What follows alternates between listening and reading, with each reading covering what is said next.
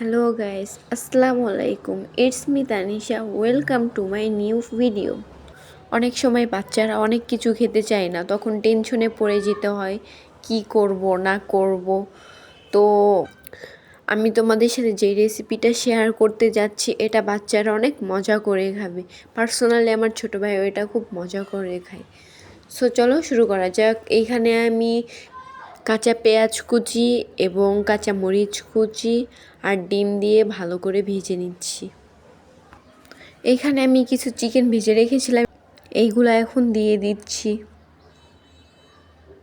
তোমরা সবাই আমার পেজটা ফলো করে প্লিজ সাপোর্ট করো এবং শেয়ার করে দাও। তো এইখানে আমি স্বাদ মতো লবণ দিয়ে দিলাম, এবার একটু দিয়ে দিলাম হলুদ, এবার দিয়ে দিলাম একটু মরিচের গুঁড়ি, আর দিয়ে দিচ্ছি একটু টেস্টিং সল্ট। এটা চাইলে তোমরা স্কিপ করতে পারো। এখন দিয়ে দিচ্ছি রাইস, যেটা আমাদের বাসায় সব সময় থাকে। এতক্ষণে হয়তো তোমরা বুঝেই গেছো আমি কি বানাচ্ছি। আমি বানাচ্ছি ফ্রাইড রাইস, যেটা খেতে বাচ্চারা অনেক পছন্দ করে। 5 মিনিটের মতো এখন এটা নাড়াচাড়া করব। এখন দিয়ে দেবো একটু ধনিয়া কুচি।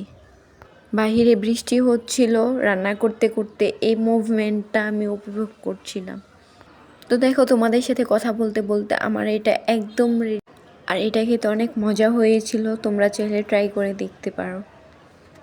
তো আজকের ভিডিওটা ছিল এই পর্যন্তই। সবাই আমার পেজটা ফলো করে দাও, শেয়ার করে দাও এবং লাইক কমেন্ট করে দাও প্লিজ। আল্লাহ হাফেজ।